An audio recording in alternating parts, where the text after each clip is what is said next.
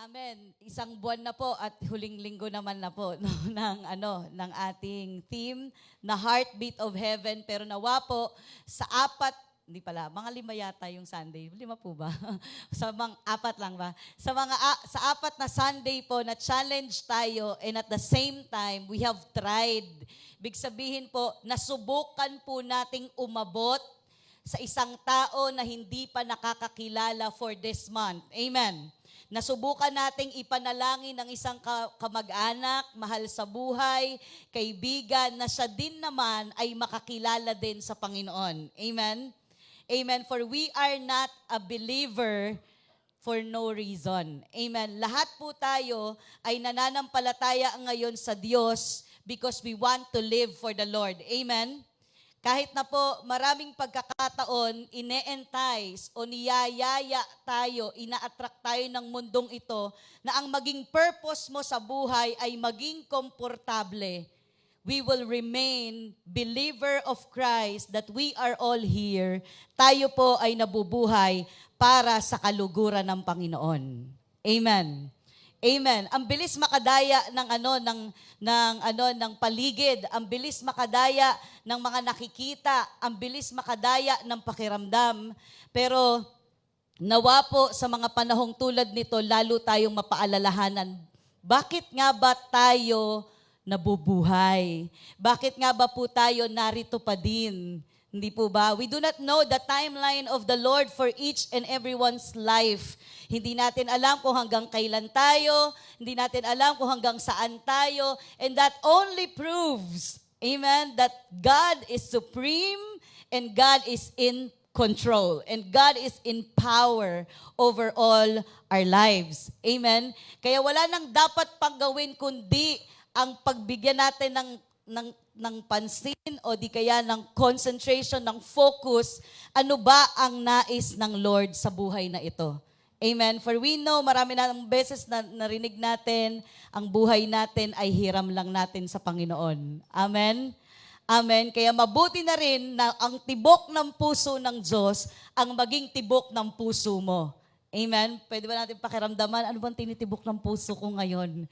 Yung iba pagkain. Yung iba, aircon. Diba? Praise the Lord.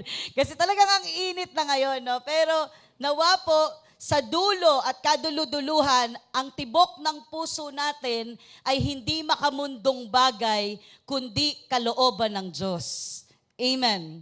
It's easy to give up in life, especially kahit na ikaw ay mananampalataya na, kapag hindi mo alam kung ano ang tibok ng puso ng Lord. Kaya nga po, marapat lang po na maunawaan natin at mapagtanto natin kung nasa tama pa ba tayong pursuit.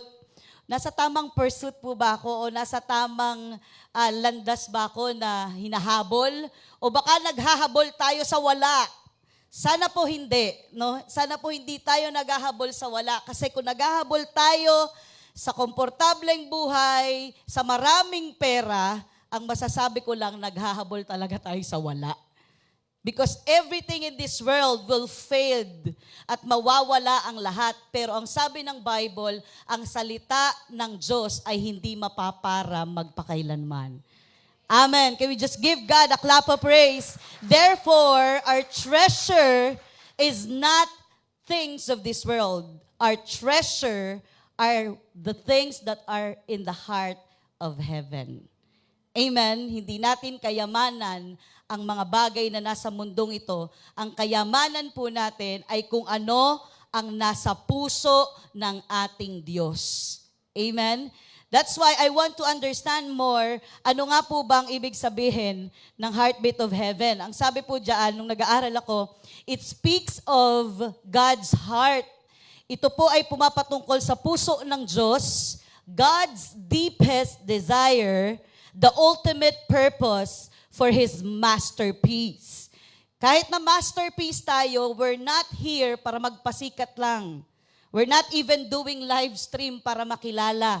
We're not even giving our best sa trabaho, sa eskwelahan, para maging bida-bida lang, no? Di tayo nagbibida-bida lang.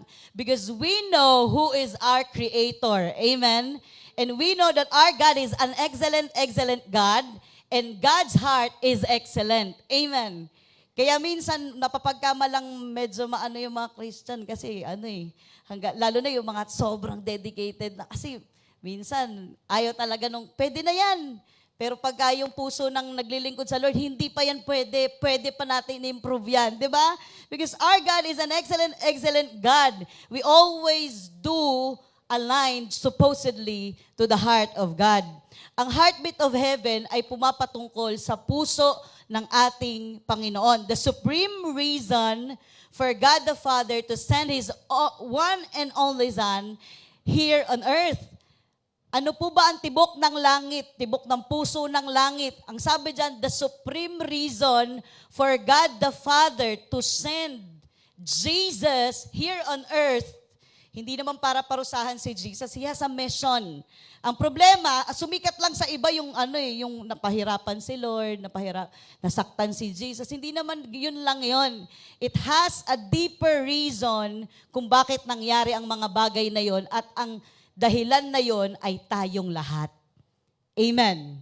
Amen. Kaya ang heartbeat of heaven, bakit nagawa ng langit, ng Panginoon sa langit, na isend si Jesus, yun ay dahil ang tibok ng puso ng Diyos ay ikaw at ako.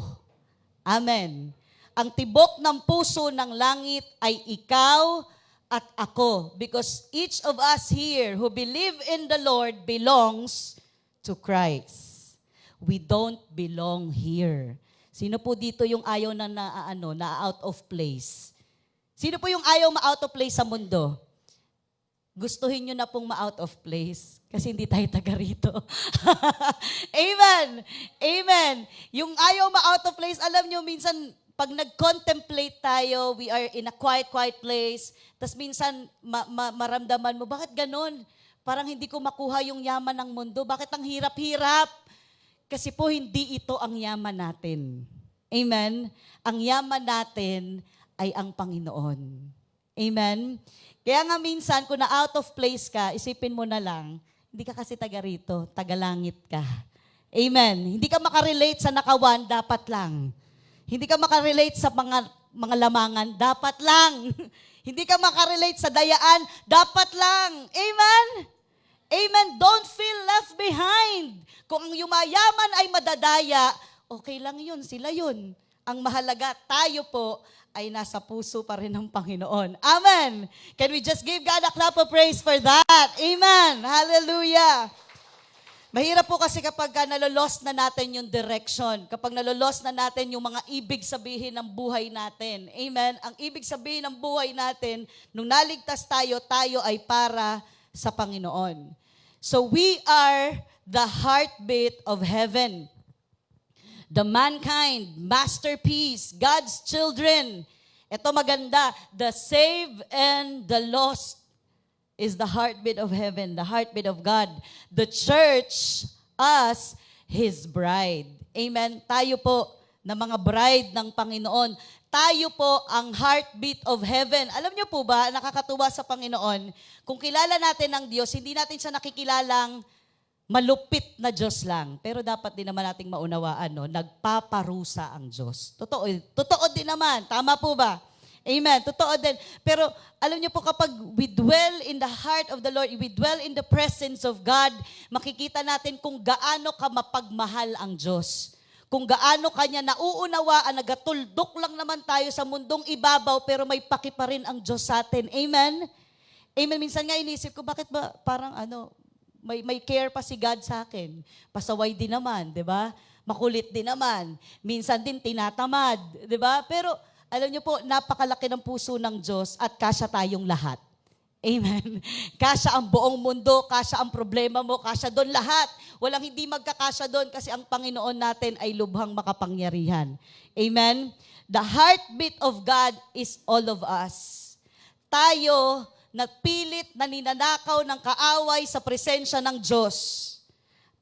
Alam niyo po ba, ang pinaka-blessing ng nasa presence ng Lord ay kapayapaang hindi maunawaan.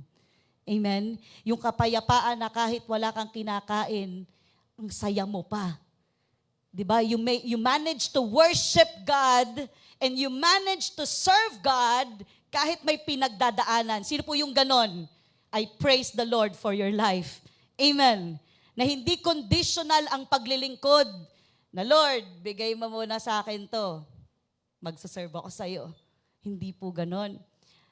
Ang totoo na talagang nasa Panginoon, kahit minsan hindi ibigay yung mga kondisyones mo, you understand, God is God. God is powerful and God can take your life any moment. Amen? Amen? God owns everything in you. Kahit na yung mga buhok natin, bilang ng Diyos yan, auditable sa heaven yan. Amen? Sino po dito nakakaranas ng audit sa workplace? Na para bang kahit yung mga hindi kailangan, alam ng mga auditor. Ganon yan eh. Kung nakaranas po kayo maging auditor, ang daming hinahanap. Yung hinahanap, laging yung nalimutan mo na eh. Ba't ganon, no? Ba't ganon sa audit? Pero alam niyo po, si Lord, kahit yung wala kang, yung tenga mo na hindi mo naman lagi pinagpapasalamat every morning, alam niyo, bilang ng Lord ang tenga natin. Alam nga ng Lord kung ano yung detalye ng mga mata natin, ng mga features natin. Amen? Ganon ka-close ang pag-ibig ng Lord sa buhay ng bawat isa. Amen? And there's nothing in our lives that the Lord doesn't know. Kasi alam niyo po, tinawag tayong mga minamahal ng Diyos. At ang tunay na pagmamahal, kinikilala lahat ng detalye. Amen? Kaya sabi ng Ephesians 5:1, follow God's example therefore. Ano ang tawag sa atin ng Lord? Dearly loved children. Dearly loved. Kumbinsido pa po ba tayong mahal tayo ng Diyos?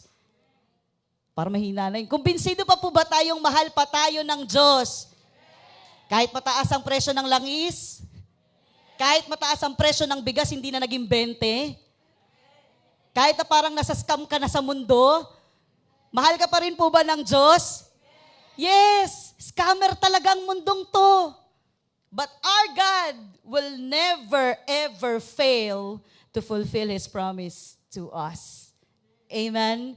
Can we give God a clap of praise for that?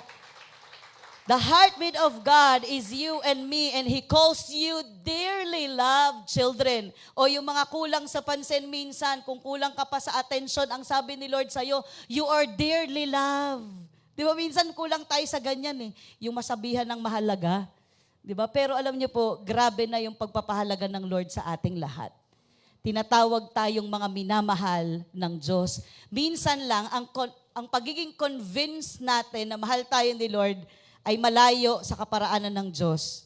Minsan, masasabi mo lang na mahal ka ni Lord kapag binigay yung gusto mo. But the Lord is giving us not what we want, but what we needed the most. Amen? Hindi niya minsan binibigay yung nais lang natin, kundi binibigay ng Lord yung kailangan natin. Ano pa yung tawag ni Lord sa atin? Colossians 3:12 says, put on then, as God's chosen ones, holy and beloved, compassionate hearts, kindness, humility, meekness, and patience. Kaya kung may makakamukha tayo si Lord, bakit? Ang tawag niya sa atin, chosen ones, holy and beloved. Kung wala pa nagsabi sa yung chosen ka at napili kita, pinili ka na ni Lord. Nasa sinapupunan ka pa lang ng nanay mo, pinili ka na ni Lord. Amen. Amen. Jeremiah 1:5. Diba? Before I formed you in the womb, I knew you. Before you were born, I have set you apart. And I appointed you a prophet to the nation. Bago ka pa nabuo, pinili ka na ni Lord. Amen. Amen. Hindi ka aksidenteng nabuhay dito. Yung umusbong ka lang. Hindi po. Mahal na mahal tayo ng Lord. At gusto ko yung assurance ng Panginoon sa buhay natin. Isaiah 54:10, it says here, kaya kung meron pong mga nag-aalinlangan ngayon sa hirap ng buhay, ang puso ng Diyos ay tumitibok pa rin. Amen? Kahit na hindi na tumitibok yung wallet. Sabi kasi nila, naghihingalo na yung mga wallet eh. Totoo naman. Totoo naman. Kahit sumweldo ka, parang bukas maghihingalo agad yon. Pero ang puso ng Diyos, hindi maghihingalo. Amen! Amen! Praise the Lord. Palapakan natin ng Lord. Sabi dito, maguguho ang mga bundok at ang mga burol ay mayayanig. Ngunit ang wagas na pag-ibig ko'y hindi maglalaho at mananatili ang kapayapaang aking ipinangako. Iyan ang sinasabi ni Yahweh na nagmamahal sa'yo.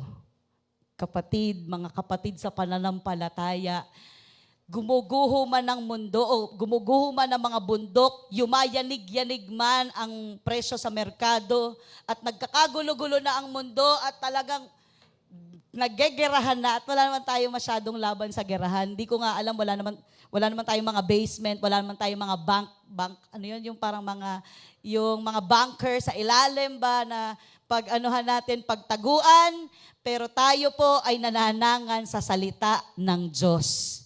Amen? Amen?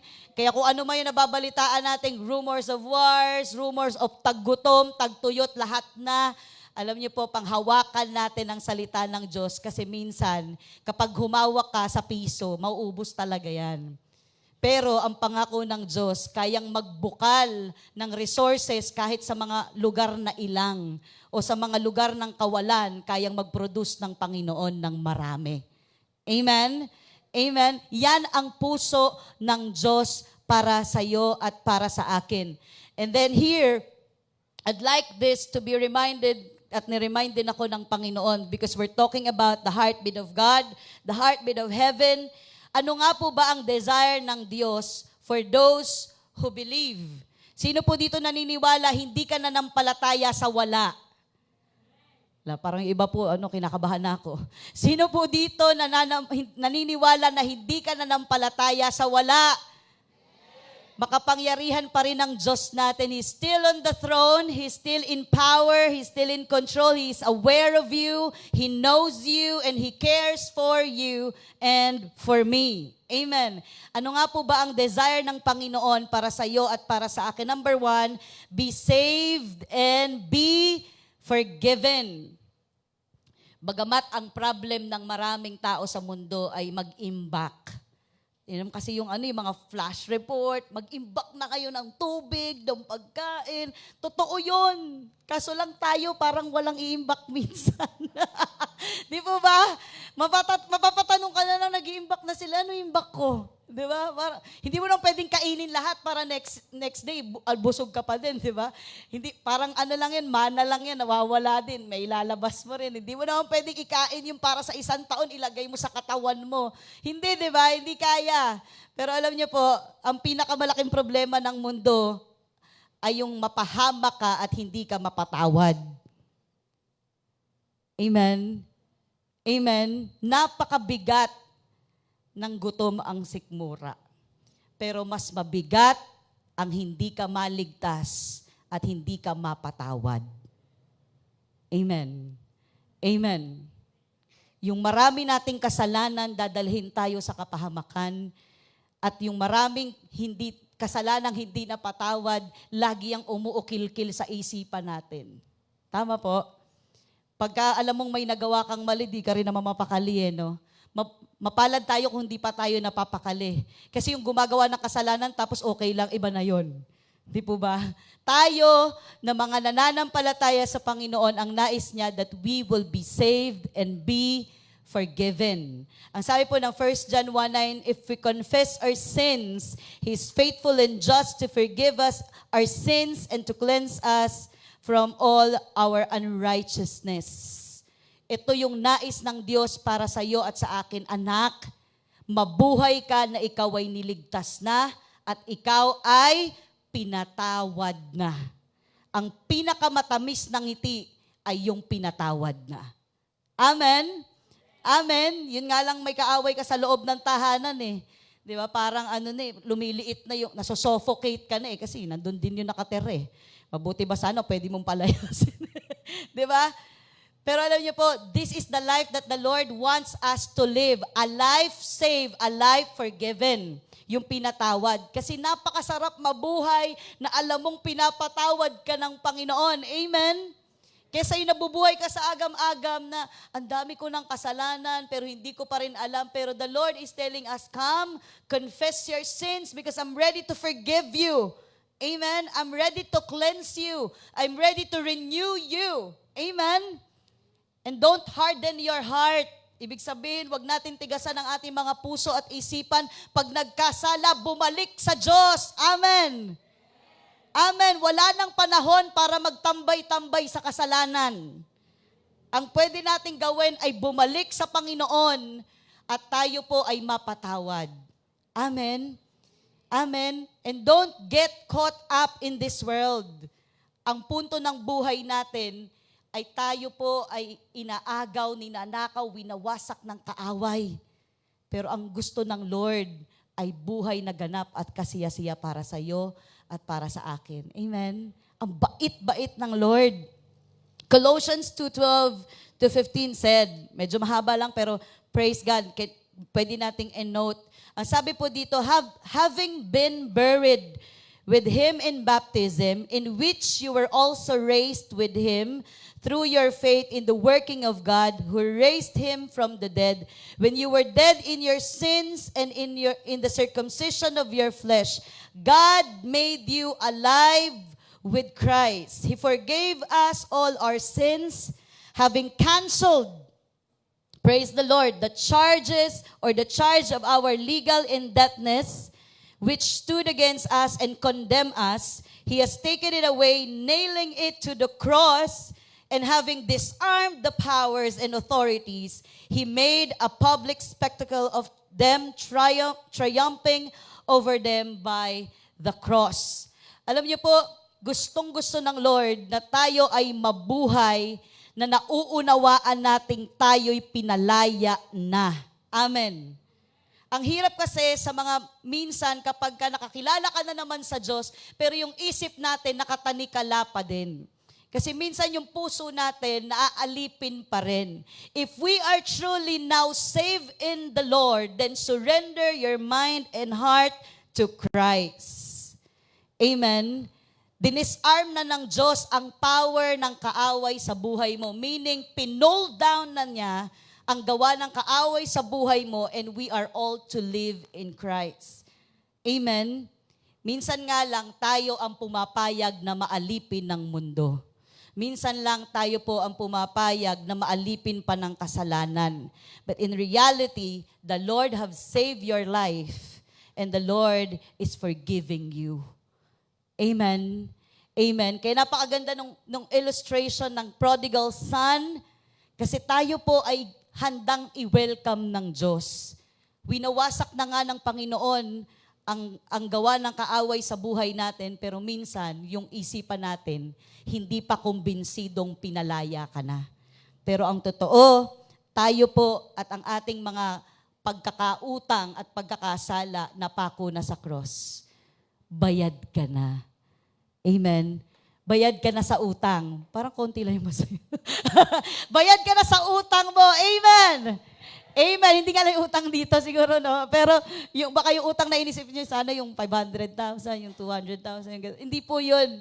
Alam niyo po, ang mas malaki nating pagkakautang at ikapapahamak natin ay mga kasalanan na nagagawa po natin. The Lord is so rich to bless you. The Lord is so able to bless you.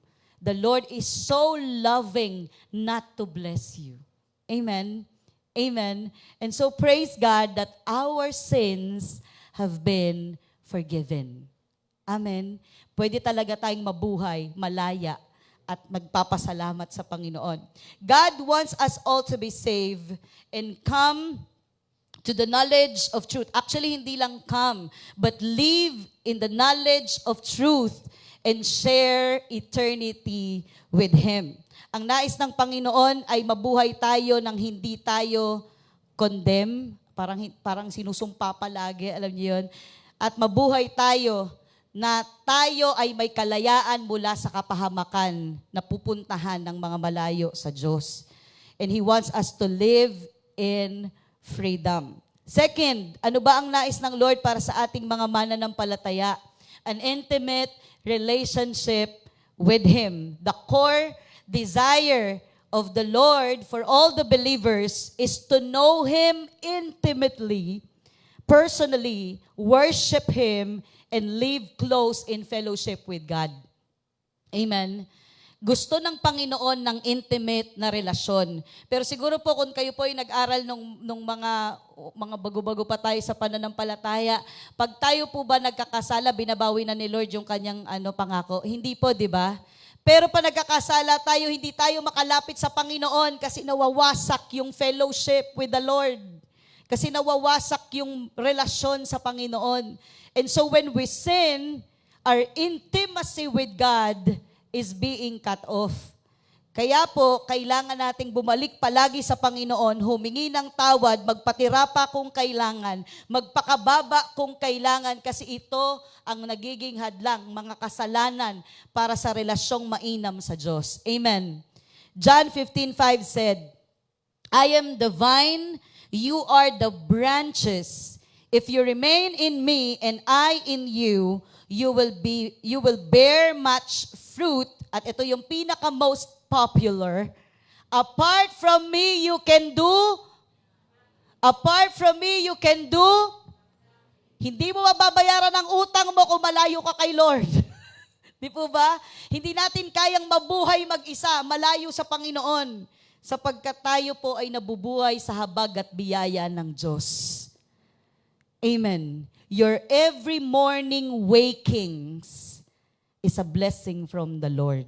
Yung bawat gising sa umaga ay pagkakataon. Amen. Ang bawat gising natin sa umaga din ay para sa Diyos lamang at hindi para sa atin lang. Amen. Amen. And so ang sinasabi ng Lord dyan, apart from me, you can do nothing. It speaks of intimacy. You should be always connected to the Lord. You should be always in me and I in you para mamunga ka. Amen. Sino dito gustong mamunga? Ang kanyang buhay bilang mananampalataya. Lahat tayo, amen, we all wanted to bless people, we all wanted to grow, we all desire to share the Word of God, to share the love of Christ, to share the gospel, to reach out the lost, to bless the needy, to heal the sick kung pwede sa ating mga panalangin, diba? To reach out those people who are lost. Amen. But ang sabi ng Lord, apart from me, you can do nothing. It's all just desire. Kung kahit gusto mo yan, pero malayo ka naman sa Panginoon, hindi mo pa rin magagawa. Amen? Pwedeng nagde-desire, Lord, gusto ko magamit mo. Pero hindi mo naman pinahahalagahan ang mga spiritual na bagay. May desire, pero hindi naman nagpapahalaga sa panalangin. O di kaya hindi naman talaga nagpapahalaga sa salita ng Diyos, hindi nagbabasa ng salita ng Diyos, hindi nagpe-pray, hindi nagwo-worship. May desire, pero you have to move connected to God. Amen? Because we can only be effective. We can only be effective and influential kapag tayo po'y connected sa vine. Amen? Kapag dumadaloy ang nutrients ng true vine sa atin. Kapag dumadaloy ang kalakasan mula sa Diyos, papunta sa atin, that's the time that you're gonna be effective. Amen?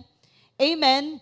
Kahit na matagal na tayo nagsaserve sa Lord, 20 years worshiping the Lord, 20 years worship leader, 20 years preaching the Word of God, 20 years prayer warrior, do you still know kung sino yung kaaway mo? Baka iba na yung niwa-warrior mo doon. Di ba? Kahit na gaano pa tayo katagal, let's always check, am I connected to the vine? Am I connected to Jesus Christ? Am I doing it right? Am I doing it with the Lord? Or am I doing it on my own? Amen? Minsan kasi hairline lang ang pagitan sa gusto mo at gusto ng Diyos. Amen? But when we look at the lens of the Lord, we will see our true situation, our true intention, and our true motivation why we're still here. Amen? Amen? What are the things that you really cannot lose? Bakit tayo nag-church pa din? Because we cannot lose the presence of God. Amen? Hindi yung I cannot lose na mawalan ako ng assignment sa pag-worship lead. Aba, mabuti na lang mawalan kung wala naman talaga tayo sa presence ng Lord at hindi tayo talaga nagpapaka-connected sa Lord. Amen? What are the things that you really cannot lose? Ano ba talaga yung mga bagay na hindi mo kayang mawala sa'yo? Bakit tayo nandito? Baka yung aircon. Di ba? At least man lang makalamig sa bawat isang linggo, di ba? Talaga namang nakakakomportable din. Amen. Pero blessing lang ng Panginoon yan. Amen. Ang gusto ng Lord, hindi mo hanapin ang blessing, ang hanapin mo ay siya. Amen. Ang ating Diyos na buhay. Amen. Huwag mong hanapin yung kayang ibigay ng Lord. Ang hanapin mo siya na nagbibigay sa'yo. Amen. Amen. Dahil alam niyo po, ang daming mga bagay na pwedeng dumaya ng puso natin. But let us all remain connected to the true vine. Connected to Christ. At lagi nating i-assess, bakit pa ba ako naglilingkod? Bakit pa ba ako uma-attend? Bakit pa ba ako nandito? It's all because we cannot lose the Lord. Amen. We cannot live without the Lord. Amen. Sino po dito totoong-totoo sa puso niya? Sinisigaw ng puso niya, Lord, hindi ko kayang mabuhay nang wala ka. Amen. Baka kasi yung iba ang sigaw na, hindi ko kaya mabuhay nang walang wifi. Hindi ko kaya mabuhay nang walang cellphone. Darating ang panahon, mawawala lahat yan. Pero ang salita ng Diyos mananatili, magpakailanman. Amen. Amen. Can we give God a clap of praise? Lord, I can't lose you. Lord, I can't live without you. Maybe without blessings, kaya ba natin? Kaya natin yung walang pagpapala ni Lord. Kasi darating yung mga pagsubok eh. Kaya ba natin na yung mga panalangin natin hindi mo na masunod? Kaya ba natin na yung mga panalangin hindi mo na matugon, pero maglilingkod pa rin? Amen? Magpupuri pa rin kay Lord, kahit kumakalam-kalam minsan. Amen? Sana manatili po tayo sa ganun kasi ang gusto ng Lord, hindi yung hahanapin natin yung binibigay niya, kundi hanapin natin siya na nagbibigay sa atin. Amen. Praise the Lord. Sabi po dito ng isang author, in the appearance of work of God, to build a normal relationship with God, all must be built on the foundation of God's words. You must be able to perform your duty according to God's word and what God asks. Baka hindi naman yun ang hinihiling ng Lord sa'yo, ginagawa mo ng ginagawa. And then you get tired and you end up exhausted.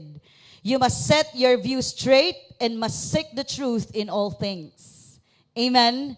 Amen? Kaya dapat na nagbabasa tayo ng salita ng Diyos para naliliwanagan tayo nasa kalooban pa ba ko ng Lord. Baka yung pinapagawa sa akin ng Lord, hindi ko nagagawa kasi ang ginagawa ko, yung pinagagawa niya sa iba. Naunawaan niyo po yun. And let us remain in the path that the Lord wants us to walk on. Amen? To walk through. Hindi yung parang tayo yung nasusunod. Amen? Ang Diyos ang nagpoposisyon. Ang Diyos ang naglalagay sa atin. Ang Diyos ang naglagay sa iyo sa trabaho na yan. Ang Lord ang naglagay sa iyo sa workplace na yan. Ang Lord ang naglagay sa iyo sa pamilya na yan. Then, faithfully, do what the Lord asks you to do. Amen? Kasi pag nandadaya naman tayo, hindi naman mga taong dinadaya natin ang sarili natin. Kasi alam niyo kung bakit? May CCTV ang heaven. Ang daming camera ng heaven. Amen? Amen? And we cannot hide from the Lord. James 4:8 said, draw near to God and I'll draw near to you. Number 3, alignment of heart's desire. Sabi ng John 15:7, but if you remain in me and my words remain in you, you may ask for anything you want and it will be granted. And if we were going to analyze this verse, ang sabi dito, if you remain in me and my words remain in you. Kasi yung iba po ang nakuha lang, ask for anything you want and it will be granted. Wag ho kayo mag-alala. Nung una kong binasa yan lang din ang nakuha ko. Yung ask anything. Ask anything you want. Diba? And it will be granted unto you. Yan lang po yung naintindihan ko nung una. Pero nung nabasa ko ulit, sabi ko, ang sabi pala doon, if you remain in me and my words in you, saka mo lang pwedeng gawin yung ask anything you want. Bakit? Because God wants alignment of heart's desire first. And if you are not aligned, most likely, baka hindi tugunin ng Lord. Amen. Kaya ang nais ng Lord sa mga believers, anak, nanampalataya ka na rin lang. Align your heart's desire to mine. Amen. Align your heart's dreams, heart's cry to the heart of heaven, to the heart of Christ. Amen? Amen? Kasi tanampalataya na rin lamang tayo. Because in this life, we are always caught in chasing personal goals. Kasi doon tayo pinrogram eh. 'Di ba? Mula elementary, set your personal goal. Anong pangarap mo maging doktor, pero di ka naging doktor kasi nga pangarap mo lang 'yon. Pangarap ko maging lawyer, pangarap ko maging ganito, maging astronaut. Nakalimutan mo na sa Pilipinas ka, ang astronaut na sa ibang bansa, 'di ba? Kasi 'yun yung gusto natin. But God's desire for us is sometimes totally different. Would you allow the Lord to supersede your desire? Would you allow God to be on top of your decision na ang Diyos ang pipili para sa'yo? Amen? Gusto niyo pa rin po ba na ang Diyos ang pipili para sa'yo? Gusto niyo pa rin ba na ang Diyos ang masusunod sa buhay mo? Amen? Amen? Habang tinuturuan tayo ng mundong ito, hanggat wala ka nasasagasaan, okay lang yan. Di ba? Ganun yung mga pluggings and promotions. Pero alam niyo po, maaaring hindi mo nasagasaan ng ibang tao, pero nasagasaan mo ang puso ng Diyos. Amen. Baka nasagasaan mo ang kalooban ng Lord. Amen. Minsan walang masama naman sa mga ganong mga promotions. Pero we have somebody higher than human beings, and that is our God. Amen. And He's always on top of all considerations, consultations. Amen. Before anything, we align our hearts to God's heart, to God's direction, to God's desire for us. And when we act in alignment, when we act aligned to the heart of God, meaning nakapwesto tayo kung saan nakapwesto ang puso ng Diyos. Nandun tayo sa lugar kung nasaan ang puso ng Lord. Then, ask anything. Ask anything. Because there's nothing too hard for the Lord to give you. Amen? But the question is, are you with God? Are you aligned to the heart of God? So yes, believers, followers of Christ. Kasi parang minsan pag followers, iba na no? Parang vlogger na lang yung pina-follow Nagbago na kasi. Pero we, sana naman wag namang gawing disciples ang tawag sa mga fan Sana hindi umawas sa ganun. Kasi baka wala na akong maitawag. Kasi pag followers sa Instagram, sa YouTube, whatever, wag namang gawing disciples. So tayo na lang ng mga disciples, tagasunod ng Panginoon, servants of the Lord. Amen? We always have to be aligned to the Lord's heart. Amen? Kung may mga ngarap ditong mag-artista, kung may mga ngarap yumaman, ang sabi ng John 15:7, align your heart first to God. Amen? Align your desire first to God. Because there's nothing too hard for God to give you. Again, tayong mga mananampalataya na bubuhay sa kalooban ng Diyos. Amen? Number 4, live with purpose and fulfilling the mission. Join the mission. Ano bang mission ng Panginoong Jesus when He came in? That is to save us. Amen? Amen. Si Lord, hindi siya naghintay, kayong mga lost, punta kayo sa akin. Ang ginawa ng Panginoon, siya ang pumupunta sa kanila. Amen? Ang bait-bait ng Panginoong Jesus. Siya na nga yung masasaktan. Siya na nga yung maparurusahan. Siya pa yung nagbahay-bahay. Hindi nga siya nagbahay-bahay. Continent to continent. Diba? Iba't ibang lugar. Ang lalayo at di ko nga alam paano siya nakaka-travel kasi diba? Ngayon may eroplano na, noon wala. Diba? By foot. Mga 10 days travel. Parang ngayon, pag pinakinggan, saan punta? Travel ako 10 days going Japan. Wow, ang saya. Pero palakad. Pwede ba yun? Palakad. Pwede ba yun? Hindi, di ba? Kasi dati travel ako pero palakad. Mag-travel ako pero palangoy. Lalangoy-langoy ka. Kasi wala namang easy transport before. But, Jesus and His disciples manage na i-bear yung hirap ng paggawa sa misyon. Amen? Ano po ba yung misyon?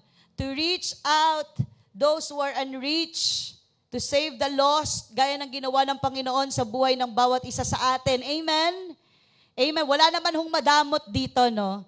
Wala, yan na, madamot to pinag-uusapan. Hindi po magbibigay ng kung ano, kundi wag natin idamot yung kaligtasan. Amen? Kung meron kang kaibigan, kapatid, kapamilya pa, na alam mo, maaaring mapahamak ang buhay kasi hindi pa nakakilala at nakapakinig ng salita ng Diyos, may bibig pa naman po tayo, let's do the mission. Amen? Amen? Hindi mo na kailangan mag-travel ng malayo. Minsan, you just have to look around. Nandun ang mission. Amen.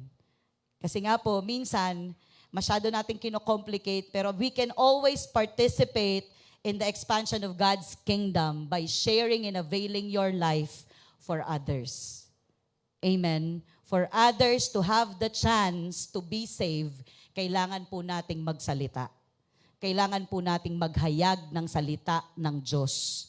Kung may habag ka pa sa iba, kung naaawa ka pa sa ibang tao na hindi pa naliligtas, share the word of God. Amen? Amen. Kasi tayo, kahit walang-wala tayo sa mga panahon na to, alam natin mayaman tayo sa Lord. God can always bless us. God can always meet our needs. Amen? Participate then in the mission of Jesus Christ. Hindi po natin mission na magparami ng membership. Hindi po yun. Wala pong membership sa heaven. Baka po may maningil sa, na-member ako ng ganito. Hindi po. Wala pong membership dito. We don't want na lumaki lang yung mga kakilala natin. Hindi. We really desire that their lives will be saved. Amen? Kasi kahit sa church, baka matagal na nag-church, pero hindi pa rin ligtas. Right? And so this time, hindi natin sinisharan yung mga kapitbahay natin kasi gusto natin dito sila lahat sa church mag-church o sa JRM mag-church. Daming church sa highway. Kahit saan yan mag-church, ang mahalaga na sharean siya ng Word of God. Wag namang, because sabihin ng kahit saang church, kahit anong pangalan ng born-again churches na yan. It doesn't have to be JRM at all times. Alang mahalaga, Jesus reign in His heart. Amen. Amen. Palakpakan natin ang Diyos. Amen. Hindi yung kailangan member ng JR. Yun na nga yung declaration natin that Jesus will reign in your life and in your heart, then you are saved. Amen. Amen. Kaya let us all join the mission. Marami pong mission na ginagawa ang simbahan natin. At makapipili ka kung saan ka magvo-volunteer. Amen. Amen. Sunod po, ipa-flash na namin dito. Feeding program, scholarship, livelihood, mission response team, may bago pa ngayon, reaching out for the PWDs, for the senior citizen, for all the needy, vulnerable people, vulnerable groups, yung siguro yung mga tao na hindi natin napapansin, pero higit na nangangailangan. Kasi we were all once like that. We need the Lord. Amen? Ipa-plug natin kasi we will pray na maraming mag-volunteer sa feeding. Amen? If we will reach out for the young children, right now we're joining the mission of Jesus Christ because children are close to the heart of Christ. Amen? Amen? And therefore, we have to care for the children. Huwag po nating isipin na wala kaming ginagawa sa church, papa-aircon lang kami doon every Sunday. Ang saya. Abaho, magbilad-bilad din, banat-banat buto din, di ba?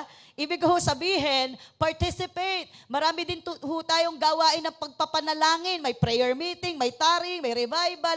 Ang dami nating pwedeng gawin that we can join the mission of the Lord Jesus Christ. Amen. Make yourself available. Hindi tayo mga patabaing anak ng Diyos. Minsan matataba lang physically, pero at least gamit na gamit ni Lord. Amen? Ang mahalaga, gamit na gamit. Kasi mamaya, hindi tayo mga nakaupo lang. May mission tayong dapat galawan. Amen? Amen? And that is the heart of Jesus Christ. Ang makita kanya ay yung anak ko. Ginagawa yung mission. Kasi alam nyo minsan masakit kapag sa isang taong may vision, yung walang nagtuloy nung vision. Talagang nakakalungkot. Sa puso ng Panginoon siguro, bumaba na ako diyan sa sa lupa, niligtas na ang lahat, ginawa na ang, hindi mo pa gagawin yung mission. Ano pang, kung si Jesus hindi naging sapat, walang magiging sapat para sa iyo. Amen? Amen? Totoo yun. And if Jesus is enough, we will do the mission. Amen. Gagawin natin. Maraming papalistahan tayo lang. Magpapalista dito, magluluto ng pansit, ng lugaw, ng mga pampakain sa bata. Let's go! Amen! Amen! Kung may kapasidad mag-distribute, hindi naman laging tagaluto, at least taga-gather. Di po ba? Siguro marami nag-volunteer sa kids ministry. Sa totoo lang, libo-libong bata ang nangangailangan ng Panginoon ngayon. Amen.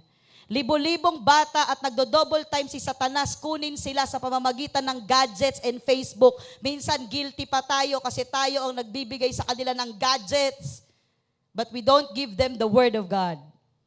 Hello? We are to reach the next generation. Amen. Yung children, may feeding. Yung mission, yung mga gusto talagang magbanat-banat, ayan, mag-connect kayo kala Joshua, kala Angge, kala Ate She. Maraming pupuntahan. Kahit nga hindi nakaschedule, pag gusto mo, let's go. Sige. Kung gusto punta ka sa Talim Island, di ba? Talaga naman, ang daming challenge niyan. Ang daming lugar na dapat i-reach out. Join the mission. Amen. Pakisabi sa katabi, join the mission. Oo, join the mission. Ang daming mission, hindi po tayo nagmi-mission sa loob ng church. Sa loob ng church, nagpapapuno tayo sa Panginoon, nagpapalakas tayo. Amen? Bakit? Kasi paglabas, may mission. Amen? Nagpalakas ka dito, tapos paglabas mo, wapakilas ka naman. Hindi po ganon. Ang gusto ng Lord, pinalakas kita anak, pag merong nangangailangan dyan, pag merong lost dyan, share my love. Amen? Bakit? Sabi ng Matthew 28:18-20, Jesus came and told His disciples, tayo yon, I have been given all authority in heaven and on earth. Therefore, go and make disciples of all the nations, baptizing them in the name of the Father and the Son and the Holy Spirit. Teach these new disciples to obey all the commands I have given you, and be sure of this, I'm with you always, even to the end of the age. Hallelujah. Yung gumagawa ng misyon sa samahan ng Diyos hanggang dulo. Amen. So be one and be part and join in. The mission of Christ is available here in this church. Ang daming gawain. Huwag niyo pong isipin na worship team lang. Huwag niyo po isipin na mga pulpit ministry lang. Marami po tayong gawain sa labas at yun ang gusto ng Diyos. Kung may mga Bible studies po na gustong buksan, buksan na yan. Amen? Amen? Kung marami po kayong kakilala at kaya nyo mag-gather ng 3 hanggang 5, let's go, let's begin and do the Bible study. Connect with us, connect with the leaders. Amen? Because there's so much people that are in need of the Lord. At baka mapahamak po sila. We live in love, obedience, and pursuit of holiness for His glory. Wala naman tayong ibang naisin kundi ang sumunod at mabuhay para sa Panginoon. Are we still doing things to honor the Lord? Are we still really glorifying God? Kasi baka yung iba, pagod lang yan. Dagdag trabaho, dagdag gawain. Hindi ho. Ang paglilingkod po natin sa Panginoon ay hindi kabigatan sa puso. Ito ay expression ng pagmamahal at relasyon sa Panginoon. Amen? Amen? At times, of course, physically, you will get exhausted. But if you really live for Jesus, if you really now live for the Lord, kung hindi natin kayang mabuhay nang wala si Lord, ibig sabihin hindi natin kayang mabuhay nang hindi ginagawa ang kalooban ng Diyos. Amen? Then join in the mission. And as I close, I would like to share, bakit nga ba kailangan mag-join sa mission? Because if God has a desire for believers, He also have a desire for the lost. 2 things. God's desire for those who are lost, number one, is to be back in His love. Wala namang iba eh. Kung ano ang kalooban ng Diyos para sa mga naliligaw pa at wala pa sa Panginoon, wala po nakalagay na JRM, no? Siniguro ko po yan. Baka sabihin, false ano tayo dito. Ang gusto ng Panginoon ay, para lang klaro, no? Kasi hindi, parang ganito na yung nangyayari, kailangan magkumpintensyahan. Ay, hindi naman ganun eh. Ang nais ng Lord para sa lost people, sa mga hindi pa, mga unchurched people, mga hindi pa talaga nakilala sa Lord, kahit nga yung mga indigenous people, that they will be back in the love of Christ. Not in our own facility. Amen? But in the love of Christ. To be saved. Yan ang nais ng Panginoon sa mga lost people na sila pa rin ay maligtas kasi nga hindi pa sila ligtas. Sinong gagawa para maabot sila?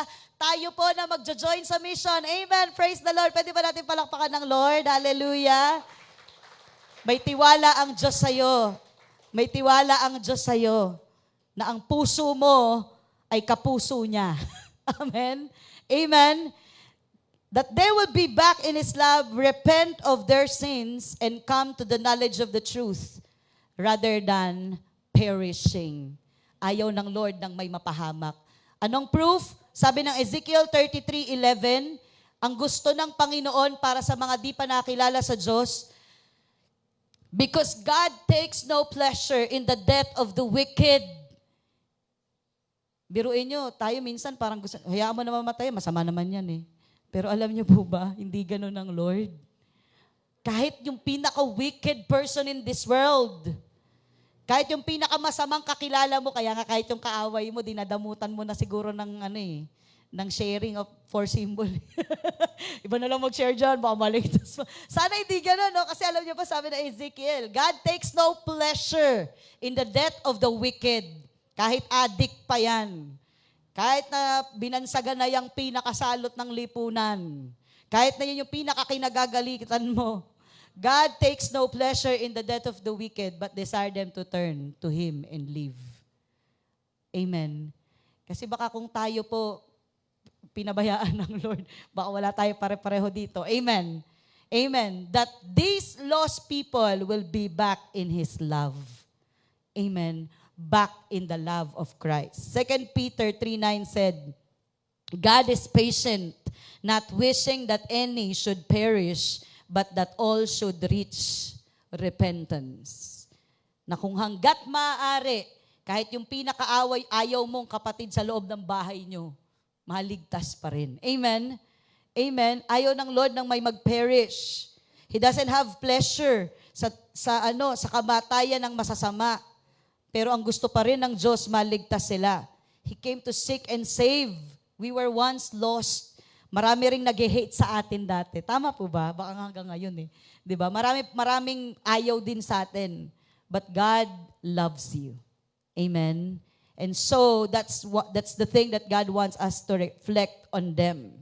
And Luke 15:20 of course said, ito yung pagkakataon na nakita natin sa anniversary, itong exact illustration na to. So he returned home to his father, and while he was still a long way off, his father saw him coming, filled with love and compassion.